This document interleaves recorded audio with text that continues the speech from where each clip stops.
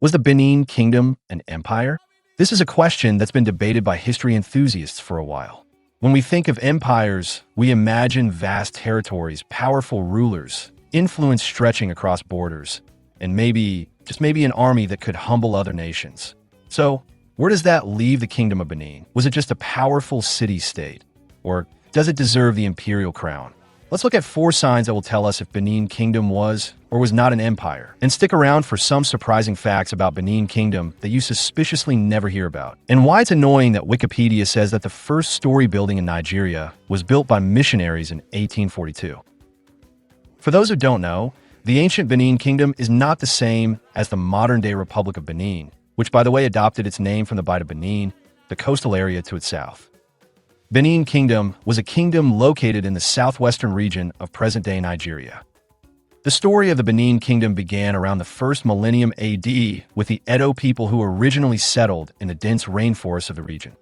By 900 AD, the several small settlements had come together to become a kingdom named Igbo-Domigo-Do, and were ruled by a line of kings known as the Ogisos. This means kings of the sky in the Edo language. The Ogiso dynasty was the first royal house of the Edo people, and it spanned over 30 rulers, governing for nearly 7 centuries. Over time, while some Ogisos ruled wisely, others were seen as tyrannical, and this led to unrest in the kingdom. The Ogiso dynasty eventually fell into crisis. The last Ogiso, Ogiso Howodo, ruled during a time of turmoil and misrule. His only son and heir, Egharevba, was exiled, and Howodo himself was subsequently exiled for killing a pregnant woman. One of the members of the ruling council of elders was asked to rule in his place, but the people refused to allow this elder's son to inherit the throne after him.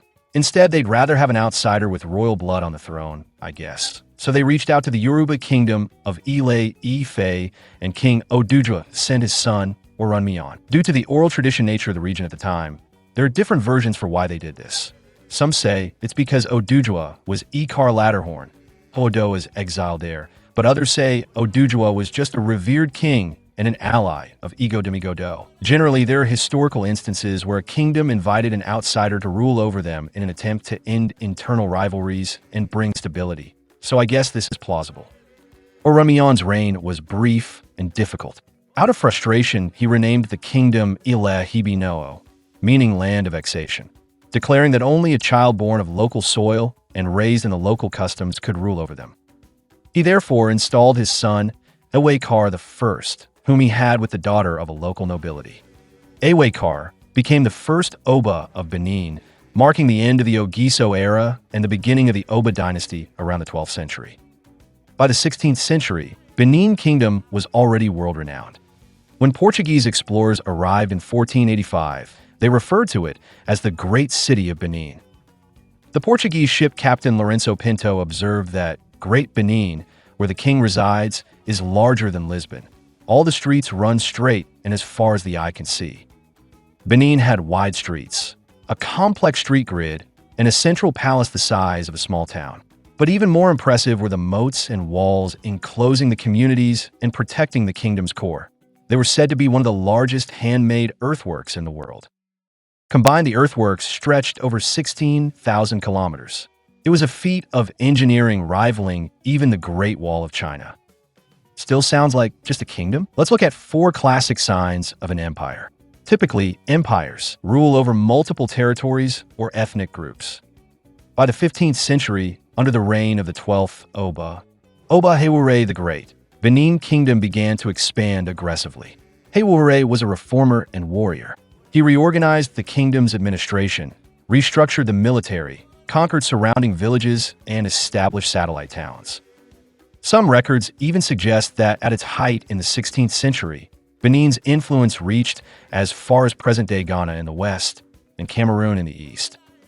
Through conquest and diplomacy, the kingdom controlled tributary states such as Lagos, the Yoruba tribes of Ondo, Ekiti, and Owo, as well as tribes of the Niger Delta, and the king appointed Benin vassals to oversee them. Benin also established trade routes, demanding loyalty and taxes in return for protection and access to trade. Sounds like empire behavior to me. The second thing is that empires exert military, political, and economic dominance beyond their borders. Benin's army was no joke. They were well-trained, heavily armed, and skilled in guerrilla warfare, archery, and hand-to-hand combat. The kingdom had a standing army and elite warrior guilds like the Eloi, whose training involved not just physical prowess but also tactical intelligence. Their bronze-tipped spears and poison arrows were legendary. The British explorer Sir Richard Burton, in his writings, described the Benin army as one of the most formidable in Africa, with a highly organized system and a large standing force. And let's not forget the Navy. Yes, there was even a Benin naval force controlling rivers and coastlines for trade and security.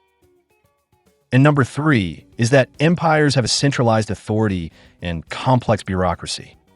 It's general knowledge that the Benin Kingdom was ruled by the Oba, who held supreme power over both political and religious matters.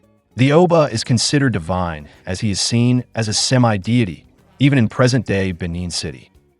Benin Kingdom also had a well-organized bureaucracy that managed the kingdom's affairs. The chiefs were high-ranking officials who managed different territories or administrative sectors. There were court officials and hierarchy of bureaucrats of the royal courts that included treasurers, tax collectors, and record keepers. In addition to these royal officials, the kingdom relied on councils of elders who advised the Oba and helped administer justice and maintain order. And lastly, empires command some sort of international influence. Benin was a commercial giant.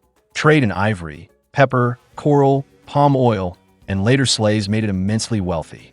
And it established diplomatic missions with Portugal, the Dutch, and even Britain. According to the Portuguese chronicler Rui de Pina in 1486, the king of Benin sent as ambassador to King João one of his captains, a Negro from a seaport town called Guado, because he desired to learn more about Europe, whose people were regarded there as an unusual novelty. There are some European written accounts that actually referred to the Oba of Benin as Emperor of Benin. But Benin's greatness wasn't just military and economic. It was deeply cultural. The Benin bronzes, stunning brass, ivory, and coral plaques and sculptures are world treasures. These artworks captured court life, religious practices, and military exploits in exquisite detail. They were records of an empire as crafted by a royal guild of bronze casters. So, was the Benin Kingdom ever an empire? While it didn't fit the mold of imperial giants like the British Empire, Benin exhibited all the classic signs of an empire: military dominance, central authority, territorial control, international diplomacy, and cultural export. If the Mali Empire was built on gold, and the Songhai Empire on scholarship and trade, the Benin Empire was built on military prowess and diplomacy. Its influence extended far beyond its borders, and its legacy, particularly in art, still resonates today. Now let's talk about 2 surprising details about Benin Kingdom that I didn't know before the research for this video. Benin Kingdom had multi-story buildings before the 17th century. I'm not making it up. The 17th century Dutch writer, Alfred Dapper, when describing the houses in Benin Kingdom, said, "Houses are built alongside the streets in good order, the one close to the other adorned with gables and steps." He continued that, "The upper stories are made of the same sort of clay." I think this is very relevant in considering how advanced Benin Kingdom was back then. The other thing was that before European contact, Benin City, the center of the kingdom, had street lighting. The first European visitors recorded that it had palm oil-fueled fire in clay pots, raised many feet high, placed at intervals around the city to light the streets at night. Neat, right? Unfortunately, we have to end with the fall of Great Benin. By the 1880s, the British had taken control of much of the region that is now southern Nigeria, and they saw the Oba of Benin's trade monopoly as an obstacle to their expanding influence. In January 1897, a British delegation attempted to visit Benin City. However, the delegation was asked to delay its visit because a sacred festival, the Igwe Festival, was taking place. Despite this warning, they continued towards the city. This led to an ambush by Benin chiefs, who suspected the British of planning to overthrow the Oba. In retaliation, the British launched what became known as the Benin Punitive Expedition of 1897, a military invasion by a British force of about 1,200 soldiers armed with modern rifles, machine guns, and artillery.